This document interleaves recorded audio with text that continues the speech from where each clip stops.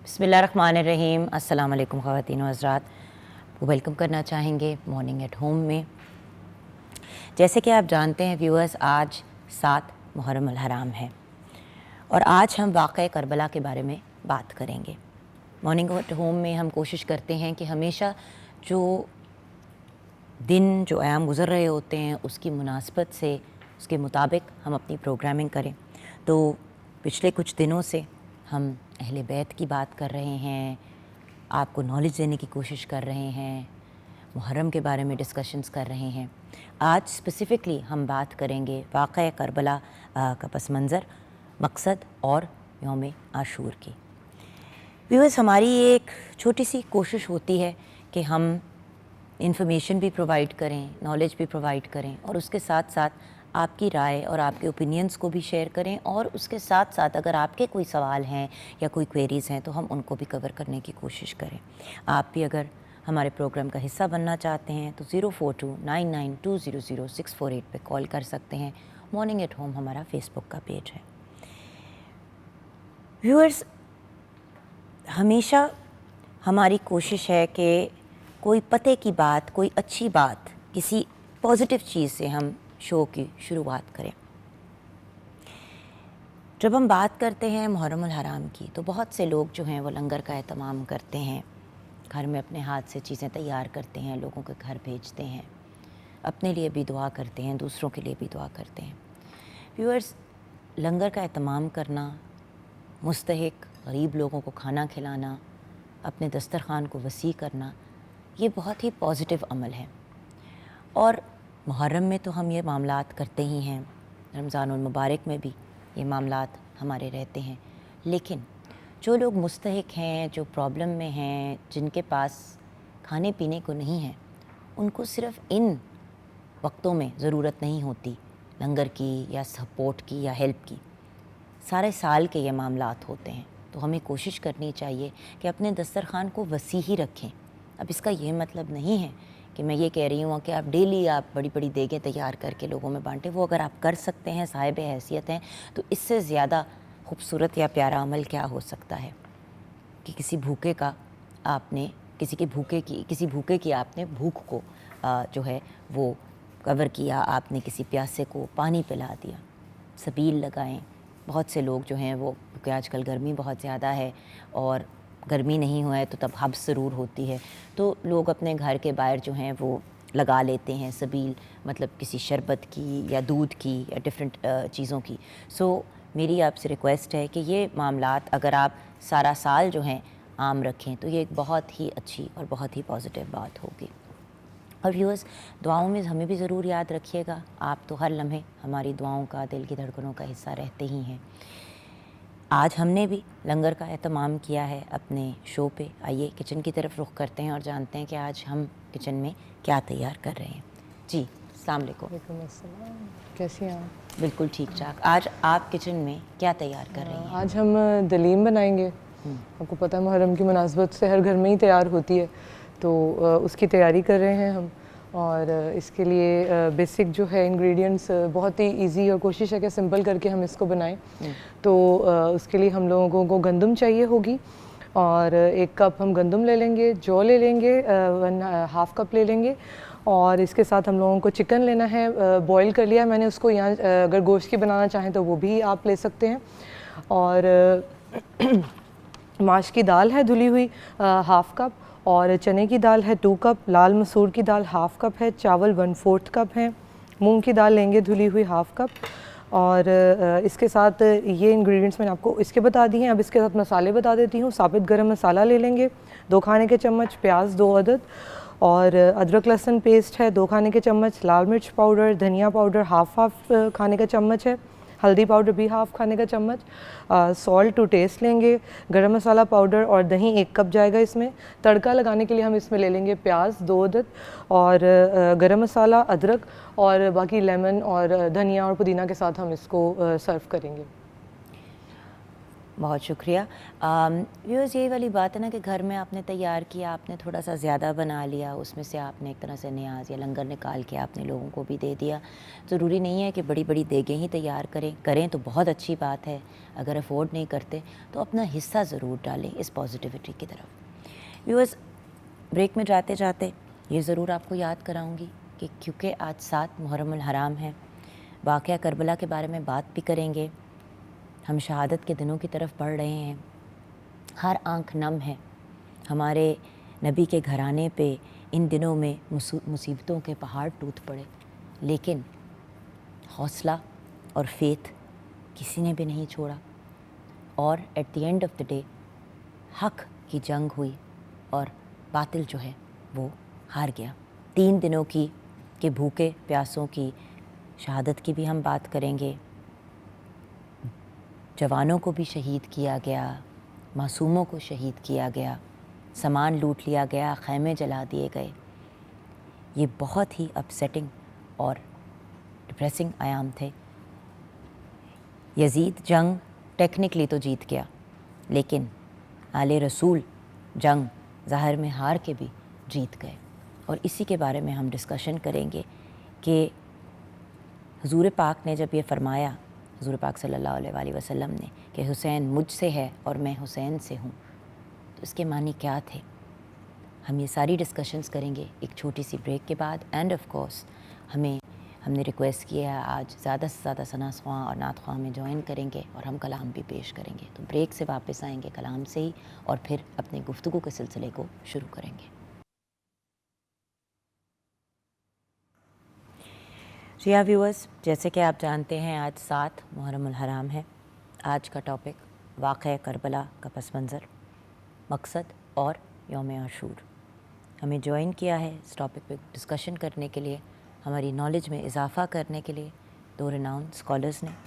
ہمارے ساتھ ایک ایسی پرسنالٹی جو بلاتے تو اپنے آپ کو طالب علم ہیں, لیکن ہمارے استاد ایک بہت ہی بریلینٹ پرسنالٹی سید حسین نجفی ہمارے ساتھ ہیں. السلام علیکم بھائی. وعلیکم السلام ورحمۃ کے اللہ. ساتھ ہمیں جوائن کیا ہے, خود بھی ایک بہترین ہوسٹ ہیں, اسکالر ہیں, اور اس کے ساتھ ساتھ ہمارے شو کا ریگولر حصہ رہتے ہیں, ڈاکٹر علی وقار قادری. السلام علیکم. وعلیکم السلام ورحمۃ اللہ.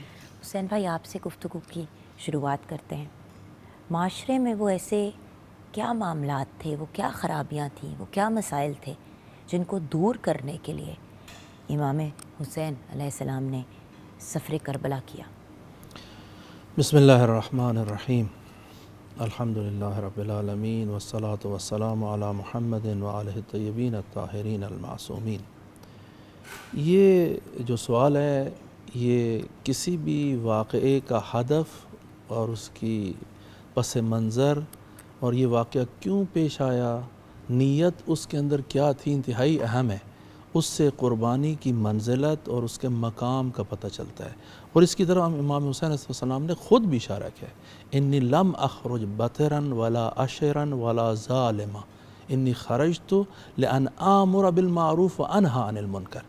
میں بیکار فضول اور ظلم کرنے کے لیے میں نے خروج نہیں کیا, میں نے امر بمعروف اور نہی از منکر کے لیے, یعنی اچھائی کا حکم دینے کے لیے, اور وہ جو معاشرے کے اندر برائیاں پھیل گئی ہیں اس سے منع کرنے کے لیے میں نے خروج کیا ہے. ان یزید فاسق, یزید شخص فاسق ہے.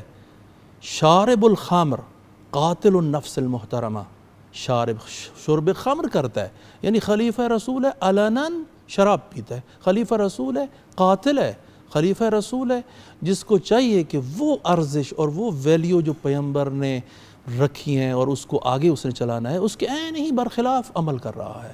ظلم اور جور کو مملکت کے اندر, یعنی آپ اندازہ لگائیں حالت یہ تھی کہ صرف جو ہے نا شیعہ علی ابن ابی طالب, یعنی یہ کہ علی ابن ابی طالب کے گروہ میں سے محب میں سے ہونے کی بنیاد پر وہ شخص عبید اللہ ابن زیاد یا اس کے یزید کے جو افراد تھے وہ افراد کو قتل تک کر دیتے تھے.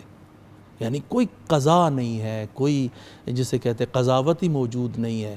اس بنیاد پر ظلم اور جور اور بربریت پورے کے پورے معاشرے میں تھی. یعنی وہ تمام وہ چیزیں جو پیغمبر لے کر آئے تھے بالکل محو کر دیا. اور اس کے متعلق خود یزید نے جب یہ قافلہ شام میں گیا ہے تو اس نے خود کہا اور اس نے اظہار کر دیا کہ کہاں ہیں وہ میرے بدر کے وہ رشتہ دار، آئیں اور آ کر دیکھیں کہ یہ جو ڈھونگ تھا جو بنی ہاشم نے رچایا، لا خبر جاء ولا وحی نزل، کہ نہ کوئی خبر ہی آئی ہے نہ کوئی وحی نازل ہوئی تھی. یعنی پیغمبر کو ڈھونگی کہہ رہا ہے، یعنی جو خلیفہ رسول ہے وہ پیغمبر کو ڈھونگی کہہ رہا ہے.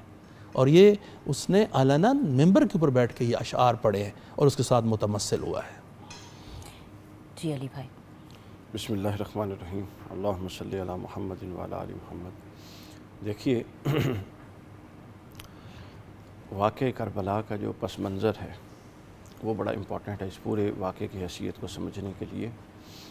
ہمیشہ سے پہلے بلکہ واقعہ کربلا کو سمجھنا میری رائے میں بنیادی طور پہ فکر حسینی ہی کو سمجھنا، بے شک. چونکہ حسینی فکر یہی تھی نا جس کا الٹیمیٹ نتیجہ واقعہ کربلا کی صورت میں ہوا.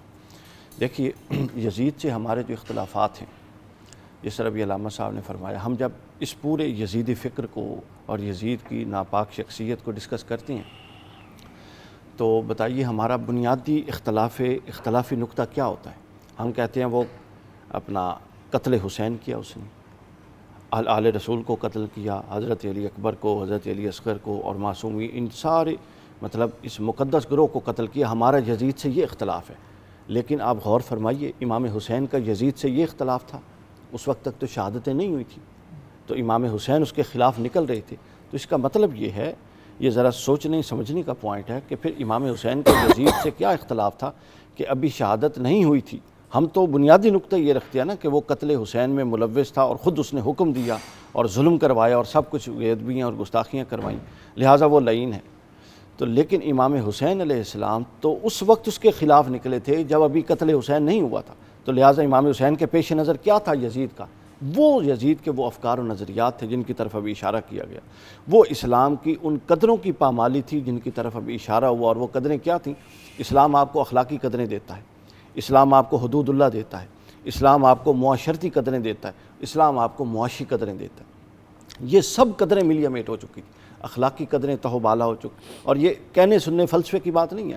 خود امام حسین علیہ السلام نے، امام ابو نعیم کی کتاب ہے کتاب الفتن، اس میں حضرت ابو ہریرہ سے مروی ہے، امام حسین کا اپنا خطبہ ہے. امام حسین فرماتے ہیں میں اس وقت تک نہیں نکلا جب تک کہ میں نے دیکھا کہ اسلام کا نظام عدل ختم ہو چکا ہے.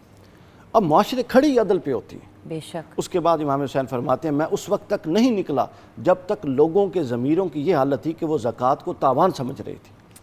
پھر امام حسین فرماتے ہیں میں اس وقت تک نہیں نکلا جب تک مجھے یہ یقین ہو گیا کہ جب گواہی دی، مقدمہ ہوتا ہے نا اس میں گواہی دی جاتی ہے. امام حسین فرماتے ہیں وہ دور آ چکا تھا کہ گواہی بندے کو دیکھ کر دی جاتی تھی. اگر طاقتور ہے، مالدار ہے تو اس کے حق میں، کمزور ہے تو اس کے خلاف. یعنی یہ وہ قدریں ہیں جو رسول اللہ لائے تھے. یہ وہ قدریں ہیں جو خلافت راشدہ میں مضبوط ہوئی تھی. یہ وہ قدریں ہیں جو ملوکیت نے ملیا میٹ کر دی تھی. اور یہ وہ قدریں ہیں جن کی بحالی کے لیے امام حسین نکلے تھے. ابھی تو قتل حسین نہیں ہوا تھا. یہ امام حسین کا یزید سے اختلاف تھا اور یہ فکر حسینی ہے کہ آپ کا معاشرہ اخلاقی قدروں، معاشی قدروں اور معاشرتی قدروں کے احیاء کی طرف چلے. یہ فکر حسینی کا آغاز ہے. بھائی میں یہ جاننا چاہوں گی کہ واقعہ کربلا کے بارے میں حضور پاک صلی اللہ علیہ وآلہ وسلم نے کیا پہلے ہی بتا دیا تھا، اور حضور پاک صلی اللہ علیہ وآلہ وسلم نے امام حسین علیہ السلام کو کربلا کے لیے تیار کیسے کیا؟ کیونکہ ان کی تربیت اور تیاری تو پیدائش سے شروع ہو گئی تھی. جی یہ ایک روایت نہیں ہے، یہ بے حد تواتر اگر کوئی ادعا کرے تو یہ کوئی بعید نہیں ہے کہ متعدد روایات جو بین فریقین نقل ہوئی ہیں واقعہ کربلا کے بارے میں، اہل سنت کی متعدد کتابوں کے اندر حضرت ام سلمہ کا واقعہ ہے، حضرت عائشہ رضی اللہ تعالیٰ عنہ کا واقعہ، باقی اور واقعات ہیں. حتیٰ ان میں سے امیر المومنین جب گزرے ہیں صفین سے، اس کے واقعہ مثلا جو حضرت ام سلمہ کا واقعہ یہ ہے کہ حسین کم سن تھے تو حضرت ام سلمہ کو پیغمبر نے کہا کہ میں کمرے میں ہوں، کسی کو اندر آنے نہ دینا. تو اتنے میں حسین وارد ہوئے اور کمرے کے اندر چلے گئے. تو ام سلمہ کو جب حضرت ام سلمہ کو پتہ چلا تو وہ گئیں اندر داخل ہونے کے لیے، تو دیکھا کہ حسین زانوئے پیغمبر پر ہیں اور پیغمبر زار زار گریہ کر رہے ہیں. تو حضرت ام سلمہ نے کہا کہ مجھے پتہ نہیں چلا کہ فرزند وارد ہوا ہے اور آپ کے کمرے میں چلا گیا. تو پھر پیغمبر نے کہا کہ ابھی جبرائیل میرے پاس آئے اور انہوں نے مجھے کہا کہ کیا تو اپنے حسین کو بہت محبت کرتا ہے؟ تو پیغمبر نے کہا میں نے اسے کہا کہ میں حسین سے بہت محبت کرتا ہوں. تو پھر جبرائیل نے سارا واقعہ بتایا کہ یہ تیرا حسین کربلا کے میدان میں قتل کر دیا جائے. اور یہ ام سلمہ کو کہتے ہیں یہ مٹی ہے، ہاتھ بلند کیا اور کہا کہ یہ مٹی ہے، یہ مٹی جو ہے نا اسی حسین کی سرزمین کی مٹی جہاں پر حسین شہید کیے جائیں گے. تو بعد میں روایات، دوسری روایات سے جو لیا جاتا ہے کہ لال ہو جائے گی، ہاں یہ لال ہو جائے گی. اور پھر وہ مٹی رکھی حضرت ام سلمہ نے جی عاشوراء کے دن، وہ مٹی لال ہوئی، خون یعنی اس کا وہ رنگ. اور ایک نہیں متعدد واقعات ہیں کہ جس میں اس واقعے کے بارے میں یہ علم غیب کے طور پر، یہ خداوند عالم الغیب، بالکل لا يعلم على غیبہ احدا الا من ارتضى من رسول، یہ خداوند متعال عالم غیب ہے، اپنے علم غیب سے کسی کو آگاہ نہیں کرتا مگر رسولوں میں سے جس کو چاہے. اور ہمارے پیغمبر سے بڑھ کر کون ہو سکتا ہے؟ خداوند متعال نے اپنے علم غیب سے پیغمبر کو یہ بتایا تھا. لیکن اس وقت اس سے بعض اوقات غلط پیغام بھی چلا جاتا ہے کہ حسین نے تو شہید ہونا ہی تھا، یعنی یہ جبر کے طور پر بعض اوقات پیش کیا جاتا ہے. نہیں، یہ اس طرح ہے کہ خداوند متعال کو اپنے علم ازلی میں معلوم تھا کہ یہ جو یہ امت ہے پیغمبر کی، یہ ان اختیارین اپنے ویلیوز کو چھوڑ کر، اس پیغام کو چھوڑ کر کہ جو پیغمبر لے کر آئے ہیں، حسین کو شہید کریں گے. تو یہ علم غیب ہے. اور ایک روایات نہیں ہے، مثلا امیر المومنین صفین سے گزرتے ہیں تو صفین کے مقام پر پھر دوبارہ گریہ کرتے کہتے ہا ہنا محط رحالکم مناخ رقابہم، یہ وہ جگہ ہوگی جہاں پر حسین کے جو ہے نا خیمے لگیں گے، یہاں پر وہ جگہ ہوگی جب حسین کو قطع کیا جائے گا، یہاں پر اس کی گودی قتل گاہ ہے. تو ایک ایک جگہ دکھاتے ہیں. اور پھر اس کے علاوہ نہ فقط یہ کہ ہمارے رسول اکرم صلی اللہ علیہ وآلہ وسلم سے روایات ہیں، اہل بیت علیہ السلام سے اور بھی روایات ہیں جس میں حضرت عیسیٰ کا کربلا میں آنا، حضرت ابراہیم کا اس سرزمین پر آنا، حضرت آدم کا حسین پر گریہ کرنا اور باقی انبیاء کا بھی گریہ کرنا. تو وہ جو روایت ہے وہ آیت قرآن وَفَدَيْنَاهُ بِذِبْحٍ عَظِيمٍ کہ ہم نے اسماعیل کو ذبح عظیم پر فدا کر دیا، کیونکہ اسماعیل کی نسل سے ہی تو حسین تھے. تو ذبح عظیم کو بڑا مینڈھا نہیں ہے، ذبح عظیم حسین ابن علی ابن ابی طالب ہے کہ اگر حضرت اسماعیل اس دنیا سے چلے جاتے تو یہ قربانی نہیں آنی تھی، یہ قربانی کہ جو مشعل راہ ہے امت کے لیے. صحیح. جی علی بھائی. جی امام حسین علیہ السلام کی جو تیاری تھی، دیکھیے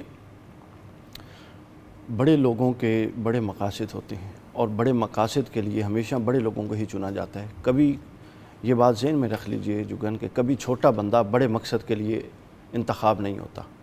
میں نے شاید پہلے بھی عرض کیا تھا کہ اللہ تعالیٰ نے سیدنا ابراہیم علیہ السلام کا انتخاب کیا، مگر ابراہیم نے اسماعیل کے گلے پر چھری چرا کے بتایا کہ میرے انتخاب درست تھا. اللہ تعالیٰ نے سیدنا موسیٰ علیہ السلام کا انتخاب کیا، مگر حضرت موسیٰ نے فرعون سے ٹکرا کر یہ دکھایا کہ ہاں اللہ کا انتخاب درست ہے.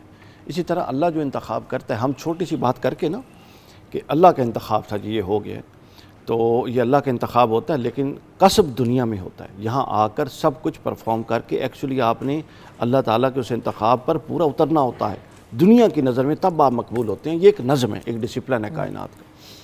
اللہ تعالیٰ نے اپنا حضور کو بتا بھی دیا، حضور نے خبر بھی دے دی، لیکن بہرحال قتل حسین کی بدبختی بھی تو کسی کے کھاتے میں آنی تھی، اور کسی نے وہ ماحول سازی بھی کرنی تھی، اور کسی نے یہ سارا کچھ کرنا بھی تھا، اور کہیں وہ قدریں پامال بھی ہونی تھی، اور پھر حسین نے قدروں کو نکالنے کے لیے، بچانے کے لیے نکلنا تھا. دیکھیے ہمیشہ دو رستے ہوتے ہیں جب ماحول خراب ہوتا ہے.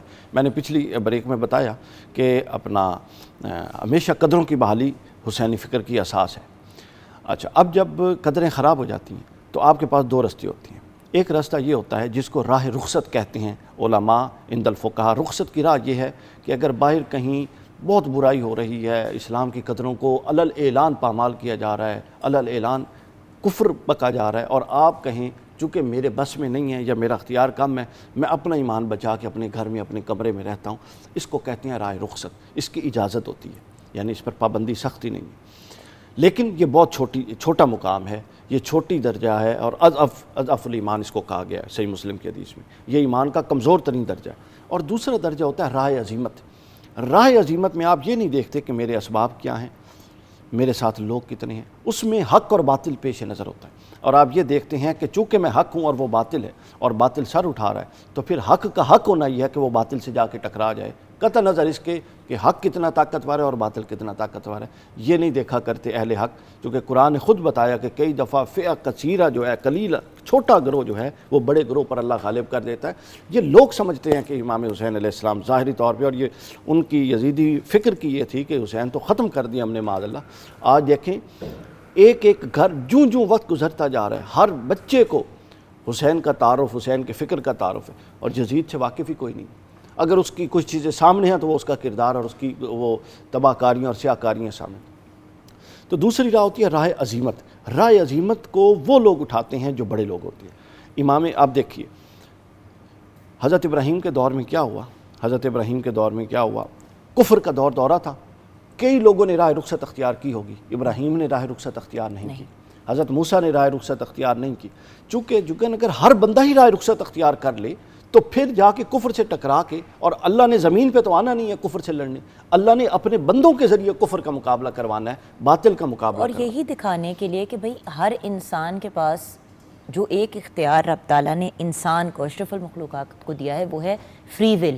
فری ول، آپ چوز کریں صحیح رستہ یا غلط رستہ، اور پھر رب صحیح تعالیٰ رستے کے پہ تو ڈٹے۔ کنٹرول میں ہر چیز ہے، بالکل، انہوں وہ نے کن چاہتے کہنا ہے اور چیز نے ہونا ہے، انہوں نے اللہ روک دینا جبراً ہے تو روک کرنا دینا چاہتا۔ ہے۔ یہی تو بات تھی کہ انسان چوز کرے صحیح رستہ۔ ہاں، اور پھر چوز کر کے اس کے لیے ہر شے قربان کرنے کے لیے بھی تیار ہے۔ تو امام حسین نے یہ راہ عظیمت چنی، اور راہ عظیمت کی یہ تیاری حضور علیہ الصلوۃ والسلام، آپ دیکھیں نا، ان چیزوں کو لنک اپ کریں، جب رسول اللہ اپنی زبان چساتے تھے، جب رسول اللہ اپنے کندھوں پہ حسین کو سوار کرتے تھے، جب رسول اللہ اپنی پشت مبارک پر سجدوں میں حسین کو سوار کرتے تھے، تو آپ اس کو کربلا میں جو امام حسین پر مظالم ہوئے، جب آپ گھوڑے سے گرتے ہیں، جب آپ کو نیزے لگتے ہیں، جب آپ کو تیر اور تلوار کے زخم دیے جاتے ہیں، اور جب آپ پیاس سے شدت سے نڈھال ہوتے ہیں، تو آپ اس کے ساتھ لنک اپ کریں، یوں لگتا ہے کہ جیسے رسول اللہ صلی اللہ علیہ وسلم یہ سارے مناظر دیکھ رہے تھے اور پیاس کی تیاری اپنی زبان چسوا کے کر رہے تھے، گھوڑے سے نیچے گرنے کی تیاری اپنے کندھوں پہ سوار کر کے کر رہے تھے، نیزے اور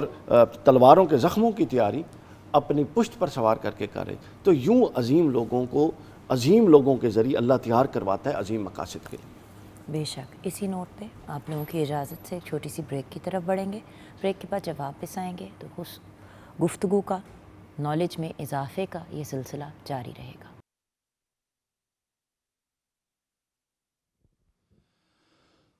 آیا نہ ہوگا اس طرح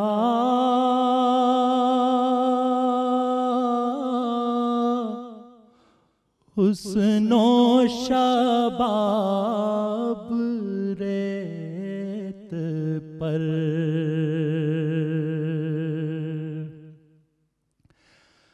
آیا نہ ہوگا اس طرح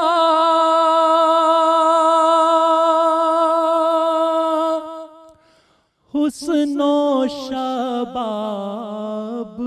ریت پر گلشن فاطمہ کے تھے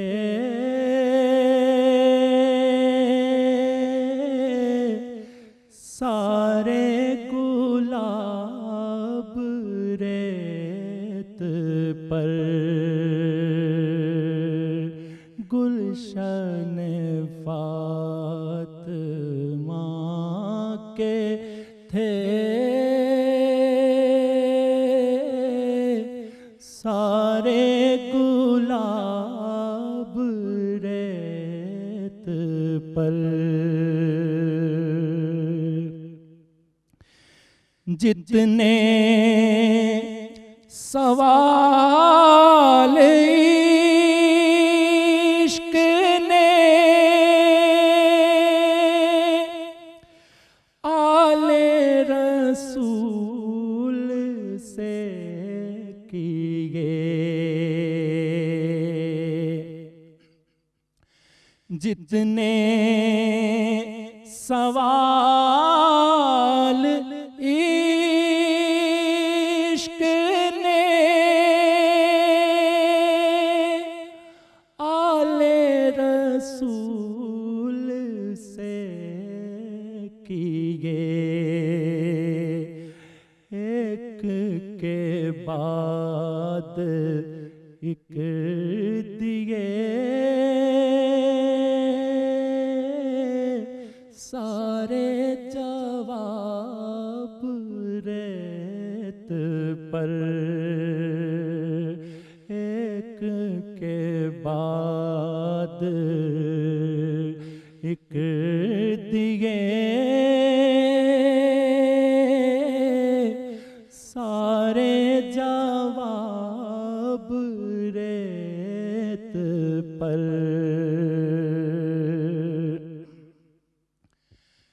جانے بطول کے سوا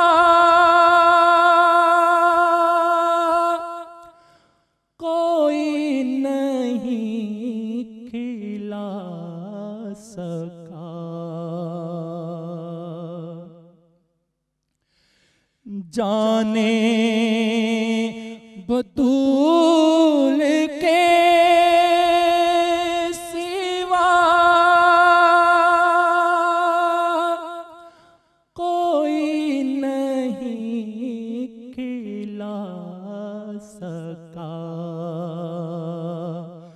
قطرائے آب کے بغیر اتنے گلاب ریت پر، قطرائے آب کے بغیر اتنے گلاب ریت پر، عشق میں کیا بچا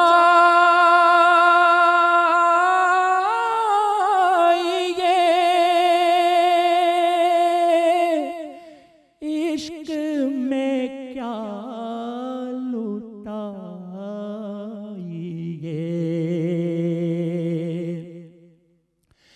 عشق میں کیا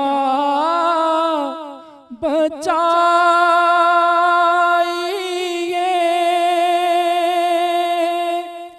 عشق میں کیا لٹائیے، آل نبی نے لکھ دیا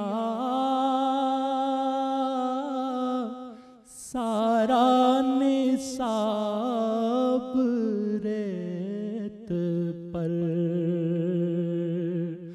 آل نبی نے لکھ دیا سارا نصاب ریت پر۔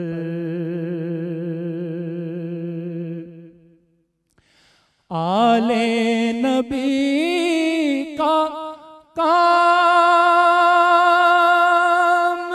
تھا،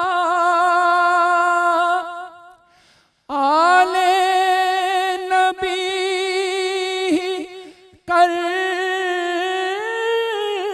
گئے،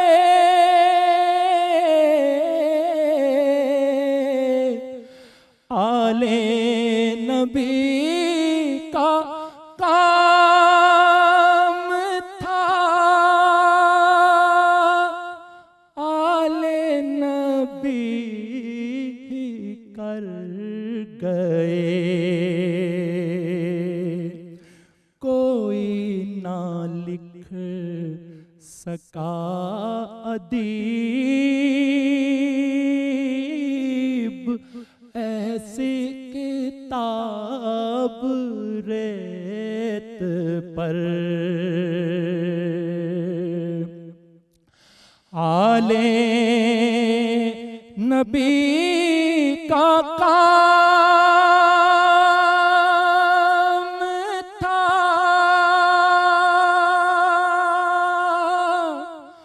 आले नबी कर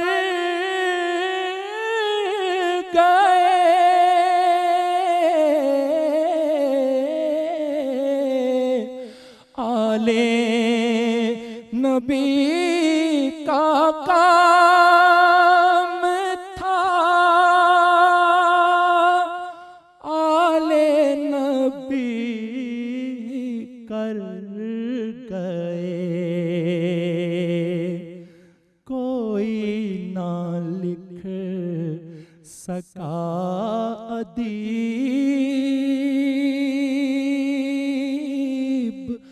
ऐसी किताब रेत पर, कोई ना लिख सका अदीब ऐसी किताब रेत पर, गुलशन फातिमा के थे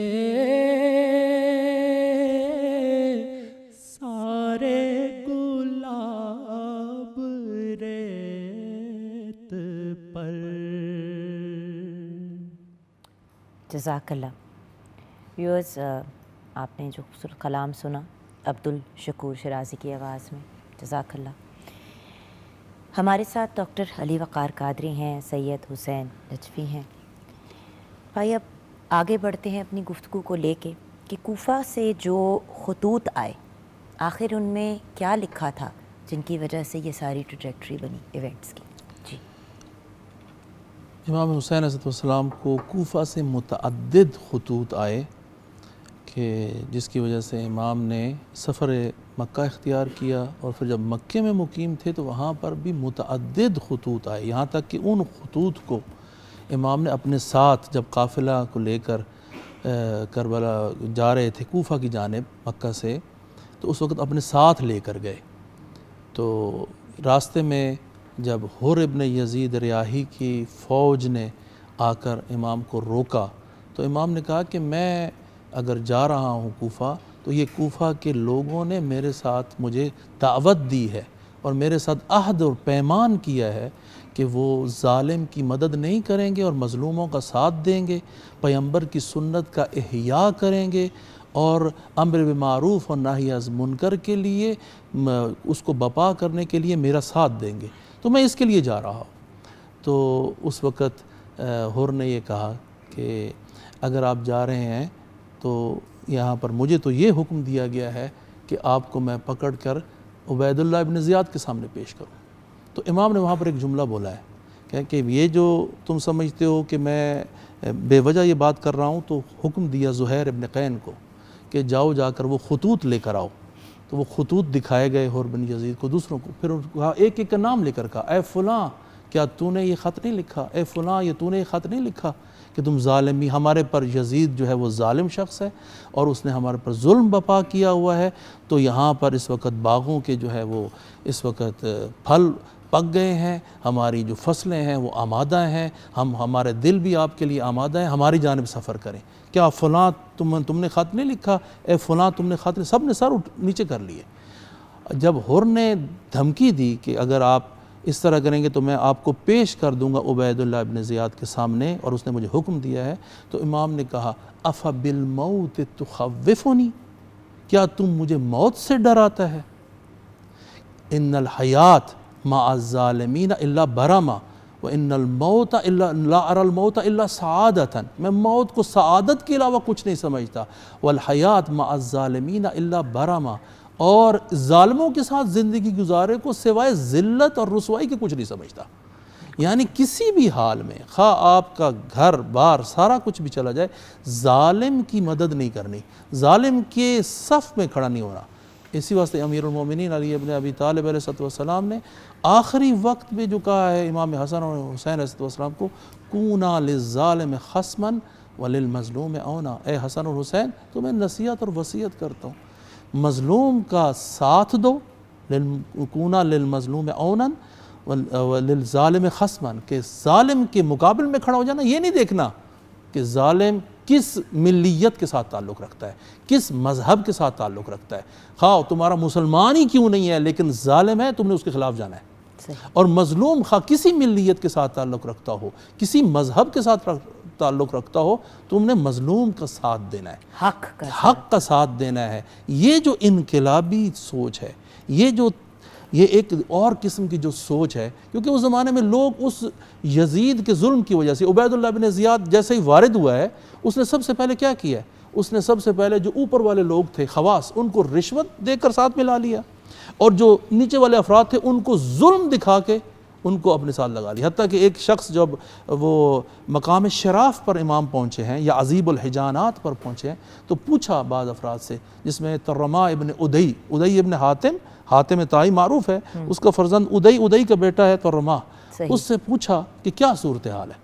تو وہ یہ بتلاتا ہے امام کو کہ یہ مولا جو بھی اوپر والے افراد ہیں خواص، اس کو اس نے بڑی بڑی رشوتیں دے کے اپنے ساتھ ملا لیا ہے، اور وہ جو بقیہ افراد ہیں، وہ جو نیچے والے دوسرے افراد ہیں، عادی افراد ہیں، ان کو ظلم اور جور کے ساتھ اپنے ساتھ اس طرح ملا لیا ہے کہ ان کے قلب ممکن ہے کہ آپ کے ساتھ ہو، لیکن جب تلواریں نکلیں گی تو حسین تیرے خلاف نکلیں گی۔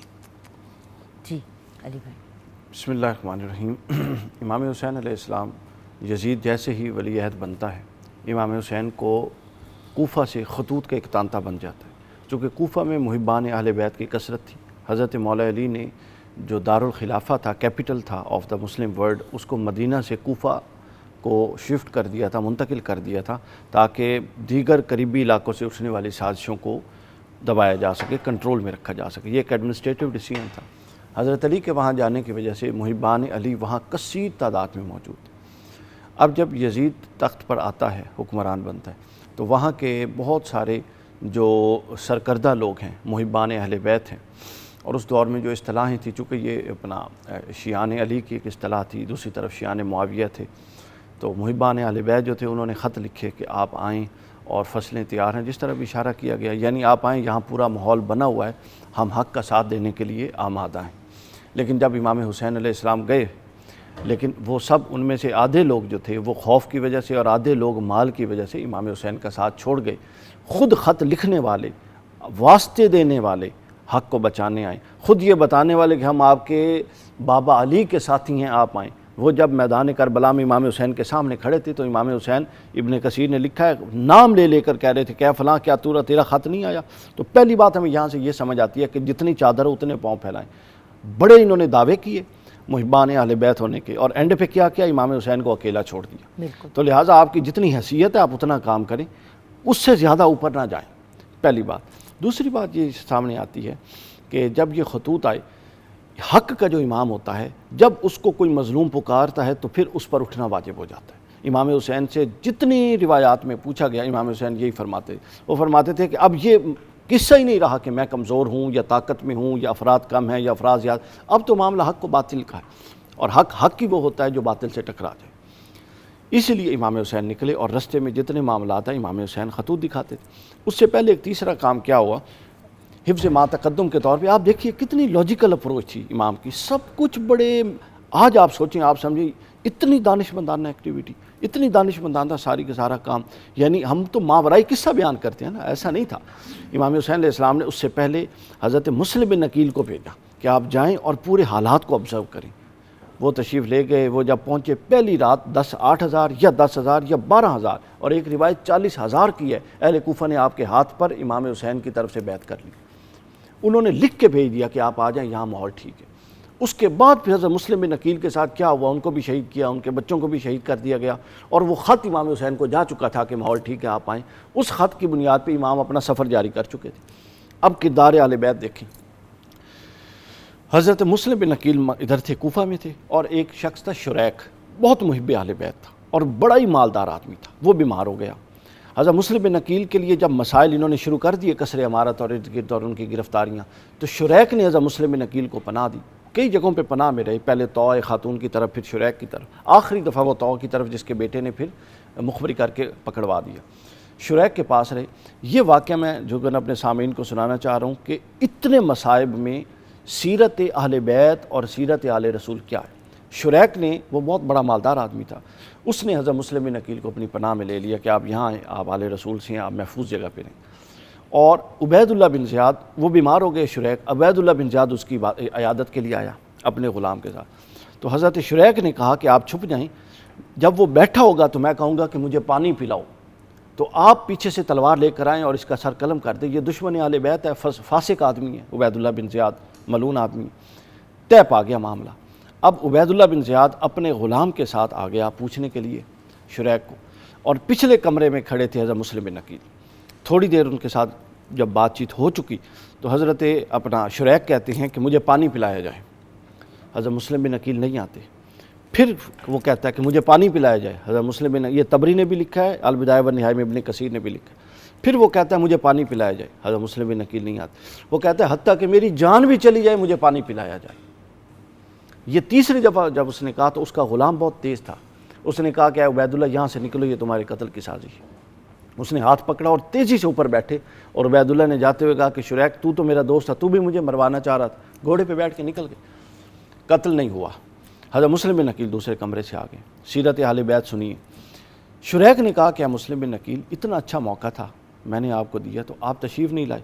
حضرت مسلم بن عقیل نے کہا کہ اے شریک تمہیں پتہ ہے کہ مجھے آنے سے کس نے روکا؟ انہوں نے کہا جی کس نے؟ کہتے ہیں مجھے ایک حدیث پیغمبر نے روک لیا کہ رسول اللہ نے فرمایا تھا کہ مومن کبھی کسی کو دھوکے سے قتل نہیں کرتا، وہ میرا دشمن تھا، وہ فاسق تھا، وہ جو تھا، لیکن وہ بے دھیانی میں بیٹھا تھا، اور یہ اہل بیت کی شان کے خلاف ہے کہ ہم پلٹ کے آئیں اور دھوکے سے، اس کو پتہ ہی نہیں ہے، اس کے پاس تلوار نہیں ہے، وہ مقابلے کے لیے کھڑا نہیں ہے، اور میں اس کو آ کے قتل کر دوں، یہ ہماری عزت وقار اور تربیت کے خلاف ہے۔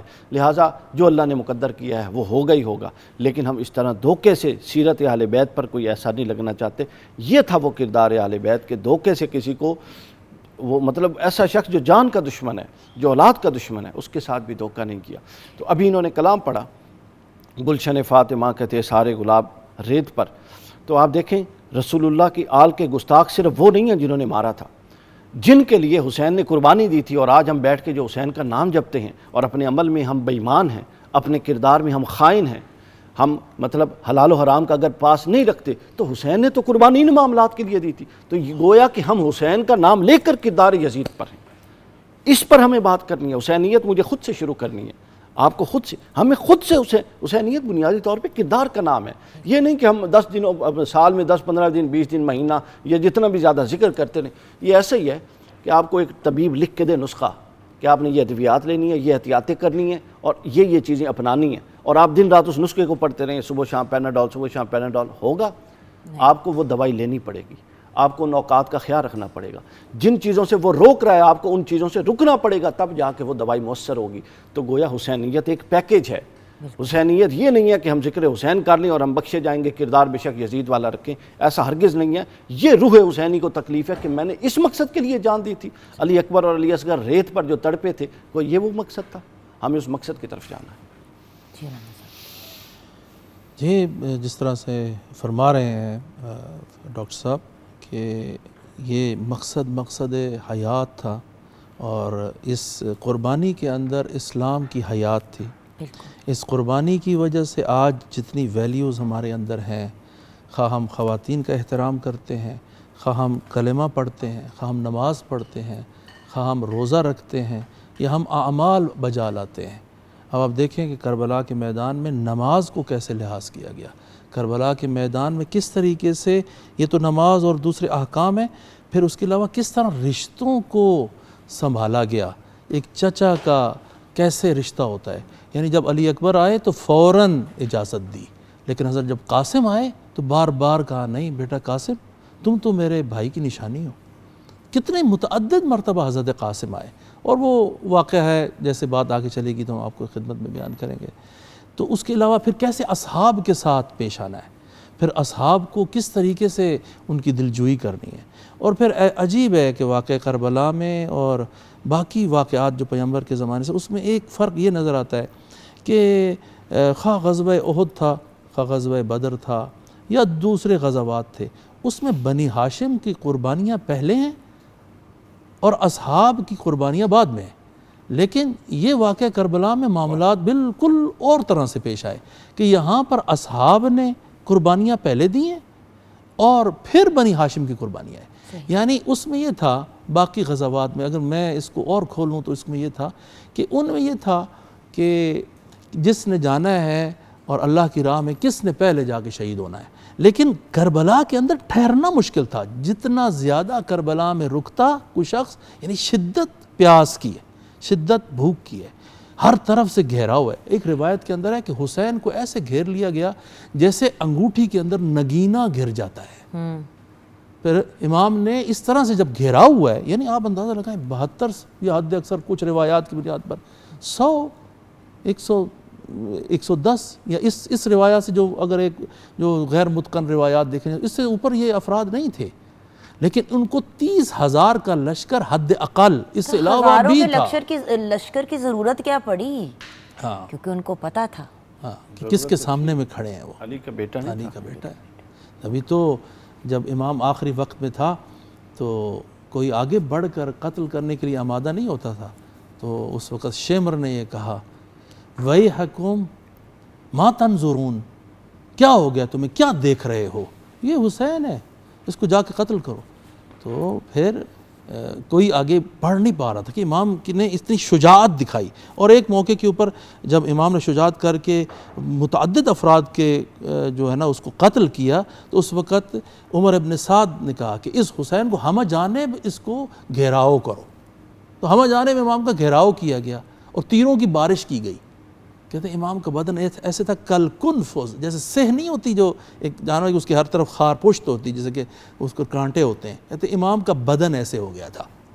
تو پھر جب ہر طرف سے گھیراؤ کیا تو وہ کہا ھذا انزع البطین، ھذا قتال، ھذا ابن قتال العرب، یہ تو اس شجاع کا فرزند ہے، اس کو اگر قتل کرنا ہے ہم 30,000 کا لشکر، اور آخری وقت میں حسین اکیلے تھے، لیکن اتنا قلب تھا اور اتنی ہدایت کے چراغ دل میں روشن تھے کہ جس کا فرزند قتل ہو گیا ہو، جس کے بھائی مارے گئے ہوں، جس کا جو ہے 6 ماہ کا لال بھی اس کا شہید ہو گیا ہو، ہر چیز اس نے قربان کر دی ہو، پھر بھی وہ آ کے ہدایت کرو، تم مجھے جانتے نہیں ہو میں کون ہوں، میں تمہارے رسول کا نواسا ہوں، میں تمہارے رسول کی بیٹی کا فرزند ہوں، اس روئے زمین پر رسول کی بیٹی کا فرزند اگر ہے تو وہ میں ہوں، میں علی کا فرزند ہوں، میں وہ جو نہیں جانتا مجھے جان لے، میں ہوں وہ سید شباب اہل الجنہ۔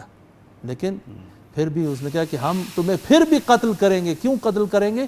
بغضاً لأبیک، تیرے باپ سے بغض کی بنیاد پر ہم تمہیں قتل کریں گے۔ اسی نوٹ پہ ویورز ہم بریک کی طرف جائیں گے، بریک کے بعد جب واپس آئیں گے تو کلام بھی سنیں گے اور علی بھائی آپ سے گفتگو کے سلسلے کو آگے بڑھائیں گے۔ ویورز آپ ہمارے ساتھ رہیے گا۔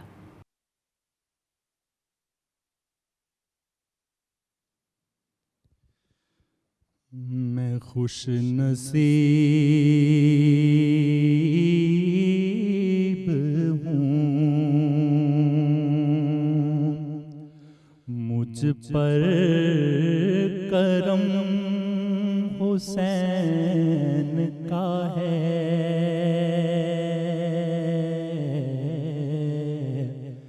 میں خوش نصیب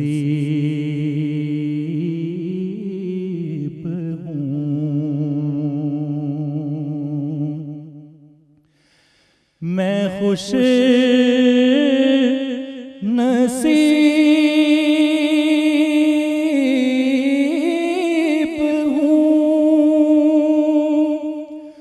مجھ پہ کرم حسین کا ہے،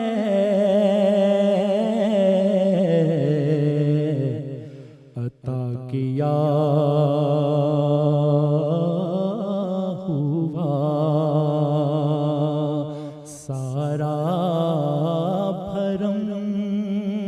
حسین کا ہے، نصیب ہوں، یزیدیت کو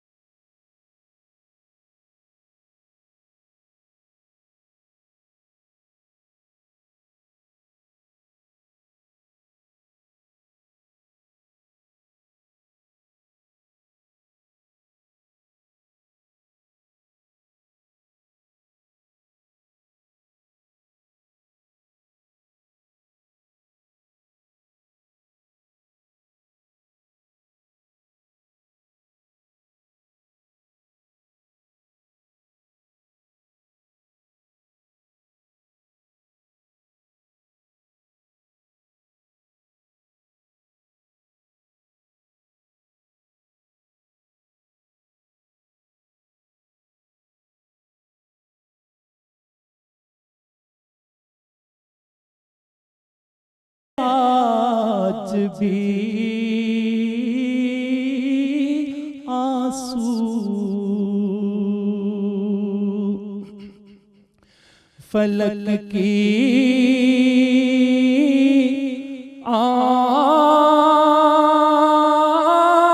آنکھوں سے گرتے ہیں آج بھی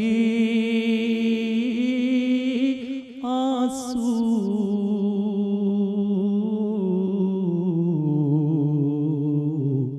فلک کے آج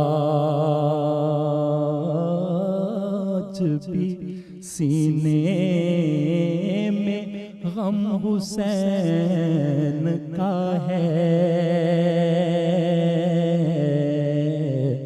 فلک کے آج بھی سینے میں غم حسین کا ہے،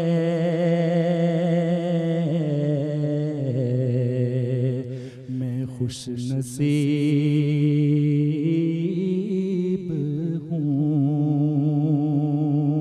مجھ پہ کرم حسین کا ہے، میں خوش نصیب۔ جزاک اللہ۔ ڈاکٹر علی وقار قادری، آگے اب ہم اپنی گفتگو کو لے کے کنٹینیو کرتے ہیں جہاں پہ علامہ صاحب نے بات کو چھوڑا تھا۔ اس کے بعد قافلہ حسینی میدان کربلا میں پہنچ جاتا ہے، اور پہنچنے سے پہلے رستے میں تھوڑا پیچھے عرب کا بڑا معروف شاعر ہے، اس سے امام حسین علیہ السلام کی ملاقات ہوتی ہے۔ تو امام اس سے، وہ کوفے سے آ رہا ہوتا ہے اور آپ کوفے کی طرف آ رہے ہوتے ہیں، امام حسین اس سے پوچھتے ہیں کہ کیا حالات دیکھ کر آ رہے ہو؟ تو اس نے جو جملہ بولا، یعنی یہ ایسا معاملہ تھا کہ جان ہتھیلی پر، یعنی کوئی ایسا حادثاتی معاملہ نہیں ہوا کہ وہاں جا کے کوئی شہادت کا واقعہ ہو گیا، یہ سب کچھ جان کے، سوچ سمجھ کے، پورے شعور میں جو لوگ جا رہے تھے کہ انہوں نے اپنی جانوں کے نذرانے دینے ہیں، ایسا معاملہ تھا۔ تو وہ جو شاعر تھا وہ بتاتا ہے کہ قلوب الناس معک، لوگوں کے دل آپ کے ساتھ ہیں، وسیوفہم مع بنو امیہ، اور ان کی تلواریں بنو امیہ کے ساتھ ہیں، یعنی ان کی منافقت اور ان کے اس تضاد کو اس نے بڑی خوبصورت انداز میں واضح کر دی۔ امام حسین نے یہ سنا اور امام حسین نے کہا اللہ اکبر، اللہ سب سے بڑا ہے، جو اللہ کا فیصلہ ہے وہ ہو کے رہے گا۔ میدان کربلا میں پہنچتے ہیں، حر بن یزید گھیر کے جس منزل پہ ملتا ہے لے کے میدان کربلا پر آتا ہے، خیمے لگتے ہیں، خیمے لگانے کے بعد 3 محرم الحرام کا دن آتا ہے اور عمر بن سعد 3 محرم الحرام کو میدان کربلا میں آ جاتا ہے۔ اس کے بعد کچھ دن عرب قبائل کے مطابق جب اس طرح کا کوئی اختلاف یہ ہو تو کچھ دن مذاکرات اور ڈائیلاگ چلتے ہیں تاکہ کہیں نہ کہیں کوئی معاملہ سیٹل ڈاؤن ہو۔ امام حسین علیہ السلام کا اصولی سٹانس تھا کہ یزید جیسے کی بیعت مجھ جیسا نہیں کر سکتا، ٹھیک ہے، کوئی دوسری صورتحال نکل نہیں سکتی تھی۔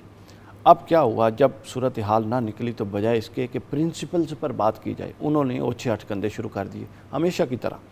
جب آپ کے پاس دلیل ختم ہو جاتی ہے تو آپ گالی پر آ جاتے ہیں۔ ہم بھی دیکھیں انہوں نے بھی یہی کیا، انہوں نے کہا آپ جب کسی طرف نہیں آ رہے، اور اس طرح سے امام حسین کو گھیر دیا گیا۔ اور میدان کربلا میں کچھ ایسے اقدامات امام حسین نے کیے جس سے ان کے جو لوگ تھے، یزید کے لوگ تھے، ان کے سینوں میں جو آل رسول کا بغض تھا وہ عیاں ہوتا ہے۔ امام حسین نے جہاں خیمے لگوائے بیویوں کے، اس کے پیچھے سے کہہ کے خندق کھدوا دی، پیچھے سے کچھ کھدوا کے اس میں لکڑیاں ڈلوا کے آگ لگوا دی 10 محرم الحرام کو۔ تو کسی نے پوچھا آپ ہی کے اصحاب میں سے، تو انہوں نے کہا کہ یہ پیچھے سے پلٹ کے حملہ کر سکتے۔ اس حد تک یعنی ان کا اختلاف، اور دیکھیے بغض، ان کا بغض اس حد تک تھا کہ وہ پیچھے سے پلٹ کے آل رسول کی بیویوں پر بھی حملہ کر سکتے تھے۔ اس کا بھی ایک ڈیفینسو لائن امام حسین نے کھڑی کی۔ اس کے بعد خیمے لگوا کے اس طریقے سے لگوائے کہ اس سے سب سے آگے حضرت عباس کا خیمہ تھا، یعنی جو ان کا چیف سیکیورٹی ہیڈ تھے پوری لشکر حسین کے، وہ حضرت عباس علمدار ابن علی ابن ابی طالب وہ تھے۔ اس کے بعد اب آگے بات جب چلتی رہی، کوئی بات نہیں بن رہی تھی، اور عمر بن سعد اور پیچھے سے پہلے 3000 کا لشکر آیا، پھر وہ پیچھے سے مسلسل انویسٹمنٹ آ رہی تھی۔ جیسے ہی انہیں لگتا تھا کہ امام حسین اپنے سٹان سے پیچھے نہیں ہٹ رہے، وہ 2 گھوڑے والے بھیجتے اور 3-4 ہزار لوگ بلوا لیتے۔ اور ادھر ساتھ ساتھ پانی بھی روک دیا، میں بات ہر کرتا چیز ہوں کی ایکسیس روک۔ اب یہ جب انہیں اندازہ ہو گیا کہ یہ ان کو یہ شک تھا شاید، یا ذہن میں تھا کہ کہیں نہ کہیں امام حسین کے ساتھ معاملے کمپرومائز اور سیٹل ڈاؤن کی طرف آ جائے گا۔ اب حق پر تو کمپرومائز ہو نہیں سکتا، علاوہ اس کے کئی باتوں پر ہو سکتا ہے، امام حسین نے ڈسکشن بھی کی، لیکن حق پر نہیں ہو سکتا تھا۔ لہٰذا انہوں نے جب دیکھا کہ اب کچھ نہیں ہو سکتا تو عمر بن سعد نے کہا اب ان پر پانی بند کر دو۔ یہ 7 محرم کی صبح تھی آج جب ہم بیٹھے، یہ وہ وقت تھا کہ امام حسین پر، امام حسین کے اہل و عیال پر، اور آپ کے معصوم بچوں پر، جانوروں پر جو امام حسین کے پاس تھے، ان پر وہ پانی بند کر دیا گیا۔ یعنی آپ تاریخ اسلام کو چھوڑیں، تاریخ انسانیت کو دیکھیں کہ یہ وہ اقدام تھا جو کبھی بدترین کفار نے بھی نہیں کیا، بدترین کفار نے نہیں کیا۔ اور یہی ایک میں آپ کو بات پیچھے لے جاؤں، صفین میں جب حضرت علی کا مارکا ہوا صفین میں، اس میں بھی اس طرح کا ایک معاملہ، حضرت علی کے بعد اصحاب نے کہا کہ ہم وہاں پر پانی پر قبضہ کر لیتے ہیں، اور جو دوسرا لشکر اس کو نہیں دینے دیتے، تو حضرت علی نے اس بات کو سخت ناپسند فرمایا اور فرمایا پانی اللہ کی عطا ہے اور اللہ کی نعمت ہے، اور اللہ کی نعمت کسی فرد بشر سے قطع نظر اس کے کہ آپ کا اس سے اتفاق ہے یا اختلاف ہے، آپ اسے روک نہیں سکتے۔ تو یہ اور آل رسول کے لیے، جن کے لیے یہ دنیا بنائی گئی اور جن کے لیے رسول اللہ نے فرمایا کہ وہ زمین کے لیے امان ہیں، اور کون آل رسول؟ جن کے لیے رسول اللہ نے فرمایا، مستدرک للحاکم کی حدیث صحیح، حضور نے فرمایا اگر کوئی شخص کعبہ کے صحن میں سارا دن عبادت کرے اور روزہ رکھے اور رات کو قیام کرے، اور اس کے دل میں میری آل یعنی فاطمہ، علی، حسن اور حسین یا ان کی اولاد کا بغض ہو، تو حضور نے قسم اٹھائی کہ وہ بالیقین جہنم میں جائے گا۔ تو یہ ان کا معاملہ تھا۔ تو یہ پانی بند ہو گیا۔ اب پانی کی بندش کے بعد حضرت عباس علمدار کا ایک بڑا زبردست واقعہ ہوتا ہے۔ حضرت عباس پانی کے لیے 1-2 اٹیمپٹ کرتے ہیں، یعنی یہ ایسی بات نہیں تھی، یہ ظلم کی حد ہے کہ آپ معصوموں پر پانی بند کر رہے ہیں، علی اصغر پر پانی بند کر، سیدہ سکینہ پر پانی بند کر رہے ہیں، یعنی یہ آپ کیا اختلاف کریں گے اور آپ کیا کریں گے؟ یہ تو غیر انسانیت کی سطح سے بھی ایک بندہ گر گیا، تو اس پر کیا بات کریں؟ بالکل۔ احمد صاحب، اہل بیت کے شہزادوں کی شہادت پہ اگر آپ روشنی ڈالیں تو؟ جی، یہ جس طرح سے ڈاکٹر صاحب فرما رہے تھے کہ یہ جو خود جب عمر بن سعد نے فرد کو، اس نے عبید اللہ بن زیاد نے حر کو بھیجا ہے، تو وہ ساتھ اس سے یہ ساتھ کہا تھا کہ حسین کو ایک ایسی جگہ پر لے کر آؤ کہ جہاں پر نہ کوئی پانی ہو نہ کوئی سبزہ ہو، اور حسین کو ہمہ جانب گھیرو۔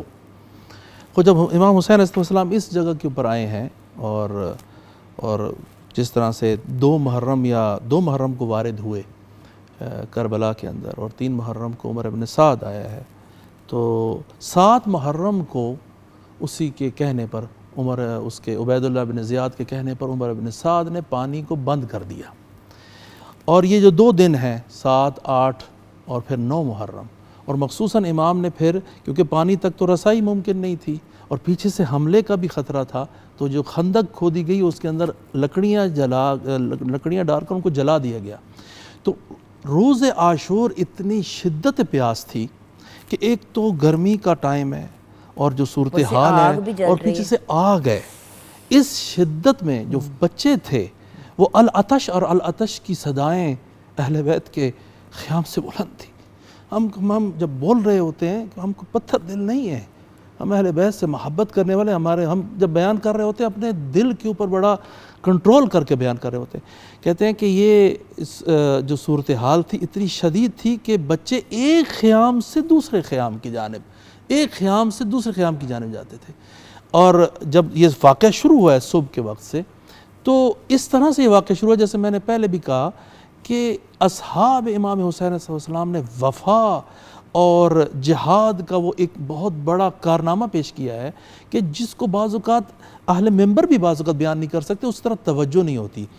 یہ جو 4000 افراد کا لشکر تھا جو صرف تیر اندازوں کا لشکر تھا، 4000 افراد جو صرف تیر انداز سے قادسیہ سے بلوائے گئے تھے، اور ابتدا میں جو حملہ اولا ہے اس کے اندر تو جسے کہتے ہیں صرف تیر چلائے گئے۔ دوسرے مرحلے میں جب باقاعدہ جنگ شروع ہوئی ہے اور جنگ کے اندر جب یہ تیر چلائے گئے تو ادھر سے جماعت امام حسین علیہ السلام نے ایک کٹھے مل کر جب حملہ کیا ہے، تو جب تیر کٹھے آتے ہیں تو ایک قسم کی تلواریں چل رہی ہیں مسلسل دوسری جانب سے، دوسرے فاصلے سے وہ مار رہے ہیں۔ تو یہ امام حسین 4000 تیر انداز تیر چلا رہے ہیں، اور یہاں سے یہ 72 افراد ان کے مقابلے میں جنگ کر رہے ہیں۔ تو کہتے ہیں کہ اس حملہ اولا میں تقریباً 32 یا 33 افراد امام کے اسی حملہ اولا کے اندر شہید ہوئے ہیں، یعنی بالکل صبح کے بعد کہ جو ہے نا یہ حملہ اولا کے اندر شہید ہوئے ہیں۔ لیکن اس سارے حملے کے دوران بنی ہاشم میں سے ایک فرد بھی اس کو زخم تک نہیں آیا، یعنی اصحاب امام حسین علیہ السلام نے بنی ہاشم کے ساتھ وفا کی اتنی بڑی مثال قائم کر دی، جو عموماً یہ جو گفتگویں ہوتی ہیں تو اس میں یہ چیزیں پوشیدہ رہ جاتی ہیں۔ لیکن اس کے بعد تن بتن، تنہا بتنہا مبارزہ کا جب وقت آیا تو امام نے ایک کے بعد ایک افراد کو بھیجا ہے۔ سب سے پہلے جو آگے بڑھے ہیں بنی ہاشم میں سے، اور ایک حدیث ہے امام رضا علیہ السلام، امام علی ابن موسیٰ رضا علیہ السلام سے کہ ریان ابن شبیب اول محرم کے اندر جب امام کے پاس پیش آتا ہے تو کہتے ہیں کہ یا ابن شبیب ان کنت باقیا لشیء فبک علی الحسین انی جدی الحسین یذبح ذبح کما یذبح الکبش۔ اے ابن شبیب اگر کسی چیز پر تو رونا چاہتا ہے تو میرے جد حسین پر رو، کہ میرے جد حسین کو ایسے ذبح کیا گیا جیسے قربانی کو ذبح کیا جاتا ہے، اس طریقے سے ذبح کیا گیا۔ کہتے ہیں کہ جب علی اکبر آئے، سب سے پہلے بنی ہاشم میں سے جو وارد ہوئے ہیں امام کے پاس اور آ کر اجازت مانگے وہ حضرت علی اکبر تھے، اور امام نے حضرت علی اکبر کے معاملے میں بالکل ابا نہیں کیا، سب فوراً اجازت دی کہ ہاں تو جا کے اپنی جا کے جان کو قربان کر۔ تو حضرت علی اکبر جب آگے بڑھے تیاری کرائیے، اور پھر نظر الیہ نظر آیسن، ایک مایوسانہ نظر اپنے فرزند کی طرف کی، پھر کہا اللہم اشہد علی ہؤلاء القوم قد برز الیہ غلام اشبہ الناس خلقا و خلقا و منطقا برسولک۔ خدایا اس قوم پر گواہ رہنا، ایسا فرزند میں ان کی طرف بھیج رہا ہوں جو لوگوں میں سے رسول کے ساتھ از لحاظ خلق کے، از لحاظ خلقت کے شبیہ ترین ہے، اور از لحاظ گفتار کے شبیہ ترین ہے۔ اور وَكُنَّا إِذَا اشْتَقْنَا إِلَىٰ زِيَارَتِ نَظَرْنَا إِلَىٰ وَجْهِهِ، جب ہم تیرے پیمبر کی زیارت کا مشتاق ہوتے تھے تو ہم اس کی زیارت کرتے تھے۔ حضرت علی اکبر کو رخصت کیا، جب بوڑھا باپ اپنے فرزند کو رخصت کر رہا ہے نا، تو جب علی اکبر گئے گھوڑے پر سوار ہو کر، تو روایت کے الفاظ ہیں کہ امام حسین علیہ السلام کچھ ساتھ پیچھے اس گھوڑے کے بھاگے، ساتھ گئے، مشایعت کی ہے جیسے جنازے کی مشایعت کر رہے ہیں۔ کہتے حضرت علی اکبر گئے ہیں اور انہوں نے جا کر وہ شدید ترین مبارزہ کیا ہے، اور اپنے جو ہے نا مطالب کو بیان کیا، رجز بیانی کی ہے۔ اس کے بعد شدت پیاس کی وجہ سے اور زخموں کی شدت کی وجہ سے خون بہہ گیا ہے، واپس خیام میں آئے ہیں، اور پھر آ کے امام کو کہتے ہیں کہ مولا جو ہے نا شدت پیاس نے قد قتلنی وثقل الحدید قد قتلنی، کہ مجھے پیاس نے مار چھوڑا ہے اور اوپر سے یہ جو زرہ پہنی ہوئی ہے اس نے میری حالت ختم کر دی ہے۔ حل لیم شربۃ من الماء، کہ آیا تھوڑا سا پانی موجود ہے؟ تو امام فرماتے ہیں کہ نہ اے میرے بیٹے تو جاؤ، اور گریہ فرماتے ہیں، کہتے جاؤ اور ان قریب ہے کہ تیرے اپنے جد کے ہاتھ سے تو سیراب ہو گئے۔ حضرت علی اکبر دوبارہ جب گئے ہیں اور وہ جنگ کی ہے تو ایک حسین ابن نمیر نے ایک ایسا گرز سر پہ مارا کہ علی اکبر جو ہے نا ان کا وہ اپنے آپ کو سنبھال نہیں سکے، گھوڑے کی گردن میں اپنے ہاتھ ڈال دیے۔ اب راوی یہاں پر یہ کہتا ہے، حمید ابن مسلم یہاں پر یہ کہتا ہے کہ علی اکبر جدھر جاتے تھے کہ ان کو کوئی تلوار مارتا تھا، کوئی ان کے پہلو میں نیزہ مارتا تھا، جس کے ہاتھ میں پتھر تھا پتھر مارتا تھا، کہتے فَقَطَعُوهُمْ بِسُيُوفِهِمْ إِرْبًا إِرْبًا، انہوں نے علی اکبر کو اپنی تلواروں کے ذریعے سے جیسے ٹکڑے ٹکڑے نہیں کر دیا جاتا، ایسے ان کی صورتحال کر دی۔ پھر علی اکبر اپنے آپ کو اس ذوالجناح کے اوپر یا جو اپنے گھوڑے پر اپنے آپ کو برقرار نہیں رکھ سکے، تو پھر گرے زمین پر، جب گرے زمین پر تو اپنے باپ کو بلایا، اپنے کہا یا ابتا علیک منی السلام ھذا جدی رسول اللہ، کہ یہ جد میرے رسول خدا یہاں پر موجود ہیں اور وہ آپ کو سلام دے رہے ہیں۔ یہاں پہ ویورز ہم بریک کی طرف جائیں گے، بریک کے بعد اپنی گفتگو کو کنکلوژن کی طرف لے کے جائیں گے، آپ ہمارے ساتھ رہیے گا۔ Welcome back from the break viewers. Kitchen میں لنگر کا اہتمام ہو گیا ہے، حلیم تیار ہے؟ بالکل تیار ہے لنگر، اس کو ہم نان کے ساتھ یا گھر کی روٹی کے ساتھ جس طرح بھی سرو کرنا چاہیں گے۔ Thank you so much, thank you. Viewers, گفتگو کو کنکلوژن کی طرف لے کے جانا ہے، بڑھتے ہیں ڈاکٹر علی وقار قادری کی طرف۔ جی ڈاکٹر صاحب۔ میدان کربلا میں 10 محرم کا قیامت صغریٰ جب حضرت علی اکبر شہید ہو گئے، امام حسین حضرت علی اکبر کا لاشا اٹھا کے واپس لاتے ہیں، تو روایات میں ہے کہ امام حسین کی عمر تقریباً 56.5 سال تھی، اور آپ کے سر میں اور داڑھی میں ایک بال بھی سفید نہیں تھا، اور راوی بیان کرتے ہیں کہ جب حضرت علی اکبر کو لے کر امام حسین خیموں کی طرف پہنچتے ہیں تو آپ کی کمر بھی دوڑی ہو چکی ہوتی ہے اور آپ کے سر اور داڑھی کے بال بھی سفید ہو چکی ہوتی ہے۔ اس کے بعد حضرت علی اصغر کی قیامت خیز شہادت ہے، آپ بیویوں کو نصیحت فرما رہے ہوتے ہیں، آخری نصیحت کر رہے ہوتے ہیں، حضرت علی اصغر آپ کے ہاتھوں پہ ہوتے ہیں کہ حرملہ کا ایک سہ رخا تیر آتا ہے جو حضرت علی اصغر کے حلق میں پیوست ہو جاتا ہے، اور آپ کے حلق سے گزر کے امام حسین علیہ السلام کے بازو میں پیوست ہو جاتا ہے۔ آپ اندازہ کیجئے کہ ہمارا 6 ماہ کا 8 ماہ کا بچہ اگر تھوڑی دیر طبیعت خراب ہو تو ہم پر کیا بیتتی ہے، تو امام حسین کے قلب اطہر کا کیا عالم ہوگا، اور اس تکلیف کا اور اس ظلم اور بربریت کا کیا عالم ہوگا جو اہل بیت رسول پر ڈھائی گئی۔ امام حسین علیہ السلام حضرت علی اصغر کو شہداء کے ساتھ لٹاتے ہیں، صبر کا دامن تھامتے ہیں اور گھوڑے پر بیٹھتے ہیں میدان کربلا میں، میدان جنگ میں جانے کے لیے، تو دیکھتے ہیں کہ گھوڑا نہیں چلتا، پریشانی کے عالم میں کہتے ہیں کہ اے ذوالجناح کیا تو نے بھی آج ساتھ چھوڑ دیا؟ باقی سب نے ساتھ چھوڑ دیا، تو وہ سر چکاتا ہے۔ ابن کثیر نے لکھا ہے جب پلٹ کے نیچے دیکھتے ہیں تو گھوڑے کی ٹانگوں سے سیدہ سکینہ لپٹ کے کھڑی ہیں، اور وہ کہتی ہیں کہ گھوڑے میرے بابا کو اس طرف نہ لے جا، کیونکہ ادھر جو بھی جاتا ہے وہ واپس نہیں آتا۔ امام حسین ان کو تسلی دے کے ایک طرف کرتے ہیں، اس کے بعد میدان جنگ میں جاتے ہیں، ہزاروں کا لشکر گھیرتا ہے، کہیں سے تیر، کہیں سے نیزہ، کہیں سے کچھ۔ امام حسین علیہ السلام کو بے دردی کے ساتھ شہید کرنے کی کوشش کی جاتی ہے، حتیٰ کہ آپ ذوالجناح سے زمین پر تشریف لے آتے ہیں۔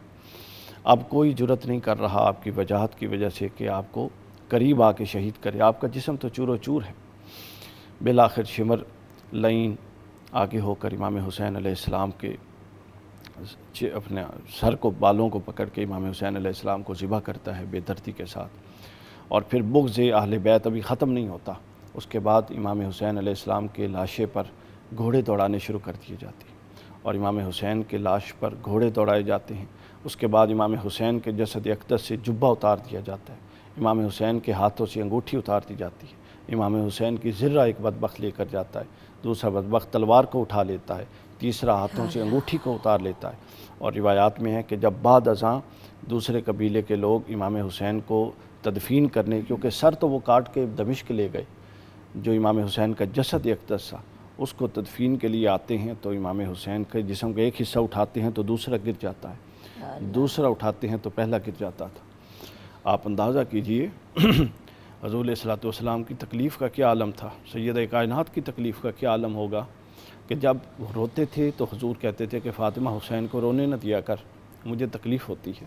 اور چچا عباس بدر میں جب آئے تھے کفار کے ساتھ، اسلام قبول نہیں کیا تھا، ان کی رات کا جاگنا رسیوں میں، حضور کہتے ہیں مجھے رات کو جاگنے نہیں دیا، تو ادھر کیا عالم ہوا ہوگا۔ پھر حضور علیہ السلام نے کئی لوگوں کو خواب میں مل کے بتایا کہ ان کو بتا، حضرت برا بن عازب کو ایک صحابی کو ملے، اس سے کہتے ہیں برا بن عازب کو میرا سلام دینا اور اس کو کہنا کہ جتنے لوگ قتل حسین میں تھے وہ سب اللہ کی بارگاہ میں مجرم ہیں اور وہ سب جہنم میں جا چکے ہیں۔ اللہ تعالیٰ قاتلین حسین اور بغض اہل بیت رکھنوں پر لعنت فرمائے اور امام حسین کا اجر اور فضل ہمیں عطا فرمائے۔ جی علامہ صاحب، آج کی گفتگو کو کنکلوڈ کرتے ہوئے کیا کہیں گے؟ یہ جو آخری وقت ہے جس میں امام نے اپنے تمام اصحاب کی قربانی پیش کر دی، اپنے فرزندان کی قربانی پیش کر دی، تو جب آخری اوقات تھے تو اپنی بہن زینب کو کہا کہ میرے لیے ایتینی بثوب عتیق، میرے لیے نا ایک کپڑا لے کے آؤ جو پرانا کپڑا ہو۔ تو کہ کیوں پرانا کپڑا کیوں آپ منگوا رہے ہیں؟ کہتے ہیں کہ اس لیے منگوا رہا ہوں کہ جب مجھے قتل کر دیا جائے تو مجھے عریاں نہ کریں یہ، اور میرے کپڑوں کو اتاریں تو یہ کپڑا اس کے اندر کوئی رغبت نہ کرے۔ تو ایک کپڑا منگوایا تو وہ کپڑا بہت تنگ تھا، کہتے ہیں ھذا ثوب المذلہ، کہ یہ جو ہے نا ذلت والوں کا وہ جو ہے ان کا کپڑا ہے۔ تو دوسرا کپڑا منگوایا گیا، پرانا تھا، جگہ جگہ سے امام نے اس کو پارا کیا اور انا للہ و انا الیہ راجعون پڑھا، اور اپنے بدن کے نیچے سب سے پہلے اس کو پہنا تاکہ ان کو اب یہ پہنا ہے، پھر باہر گئے ہیں، جنگ کی ہے۔ مختصر کرتا ہوں کہ پھر جنگ کی قتال کے بعد زخموں سے چور ہو کر جب دوبارہ وارد ہوئے ہیں خیام کے اندر، تو پھر آ کر کہ یا زینب و یا ام کلثوم علیکن منی سلام، یا زینب یا ام کلثوم یا سکینہ، آپ پر میرا سلام ہو۔ پھر اتنے میں فرزند طفل صغیر کی رونے کی آواز آئی تو کہا کہ بچہ میرے حوالے کرو۔ تو علی قولین کے حضرت علی اصغر کو اپنے ہاتھ میں لیا، تو پھر گئے اشقیاء کے سامنے، انہوں نے کہا کہ اگر تم مجھے پانی نہیں دینا چاہتے فرحموا ھذا الطفل الصغیر، اس طفل صغیر کے اوپر رحم کرو۔ کہ حرمل ابن کاہل اسدی نے ایک تیر چلایا، روایت کے الفاظ ہیں کہ فَذُبِحَ الصَّبِيُّ مِنَ الْأُذُنِ إِلَى الْأُذُنِ، یہ جملہ اتنا سخت ہے کہ انسان اس کا ترجمہ کرتے ہوئے اس کا قلب اپنے ہاتھ میں رہتا کہ بچہ ایک کان سے دوسرے کان تک چھد گیا اور تیر سے شعبہ امام کے ہاتھ کے اندر جا کر لگا اور بچہ اس تیر کے ساتھ لٹک گیا۔ اور پھر اس کے باوجود ان کو جو ہے امام نے اس بچے کو پھر جو خون گرا گلو مبارک سے تو اس کو اٹھایا، آسمان کی طرف بلند کیا اور پھر بچے کے خون کو اپنے ریش مبارک کے اوپر ملا اور کہا میں ایسے اپنے جد رسول خدا کے سامنے میں جا کر پیش ہوں گا اور شکایت کروں گا اس امت کی۔ اور علی اصغر کو پتہ نہیں کیا وجہ تھی، دفن کیا، باقیوں کو دفن نہیں کیا، باقیوں کو جا کر سب کو اب ایک خیام خاص میں لے کر گئے تھے، ادھر جا کر شہداء کو رکھا، لیکن حضرت علی اصغر کو جا کر واپس جا کر ان میں جا کر نہیں رکھا، دفن کیا، پھر آمادہ ہوئے ہیں جانے کے لیے۔ اور وہ جنگ کی ہے، حتیٰ گھوڑے کو جا کر دریا میں ڈال دیا فرزند علی نے، اور وہ داد شجاعت دی، اور اس کے بعد پھر دوبارہ جب واپس آئے اور اس کے بعد ایسی شدت جنگ کے بعد خون بہت بہہ گیا تھا۔ بعض روایات میں ہے کہ امام اپنے آپ کو گھوڑے پر اپنے آپ کو برقرار نہیں کر پائے، گھوڑے سے زمین پر گرے، تو امام زمان علیہ السلام کہے کہ سلام ہو میرے اس جد پر کہ جب وہ گھوڑے سے زمین پر گرا تو زمین پر نہیں گرا، تیروں پہ گرا، اتنے تیر جسم مبارک سے۔ اور ایک اور روایت ہے جو میں طبری سے اور دوسروں سے نقل کروں گا اور میں حیران ہوتا ہوں، کہتے ہیں کہ امام جب زمین پر آئے ہیں تو کبھی اٹھتے تھے کبھی گرتے تھے، کبھی اٹھتے تھے اور پھر کبھی منہ کے بل گرتے تھے۔ کیوں گرتے تھے؟ کوئی آتا تھا نیزہ مارتا تھا، کوئی آتا تھا گرز مارتا تھا، کوئی آتا تھا تلوار کے ساتھ حملہ کرتا تھا، کہ امام کو اس حال کے اندر کہ کبھی گر رہے ہیں کبھی اٹھ رہے ہیں، فرزند فاطمہ کو شہید کیا گیا۔ بس یہاں پہ ہم اپنی گفتگو کو کنکلوڈ کریں گے اس ریکویسٹ کے ساتھ، اس سوچ کے ساتھ کہ کچھ بھی ہو جائے حق کا ساتھ کبھی نہیں چھوڑنا، کیونکہ باطل کی کبھی بھی جیت نہیں ہوتی۔ اسی نوٹ پہ آگے بڑھتے ہیں اور اپنے شو کو کنکلوڈ کرتے ہیں۔ جی شکور بھائی کیا کلام پیش کریں گے؟ تڑپ اٹھتا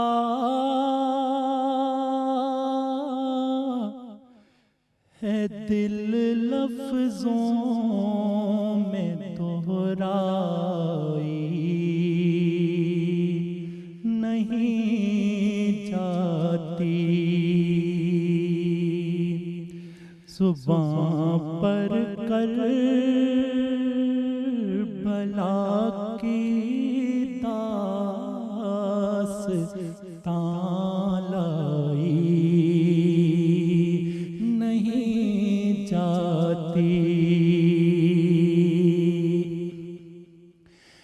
کہا شبیر نے عباس تم مجھ کو سہارا دو کہ تنہا لاش اکبر مجھ سے دفنائی نہیں جاتی، کہ تنہا لاش اکبر مجھ سے دفنائی نہیں جاتی۔ نصیر آخر عداوت کے بھی کچھ آداب ہوتے ہیں، نصیر آخر عداوت کچھ آداب ہوتے ہیں،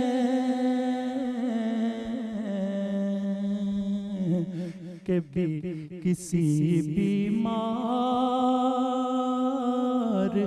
کو زنجیر پہنائی نہیں جاتی،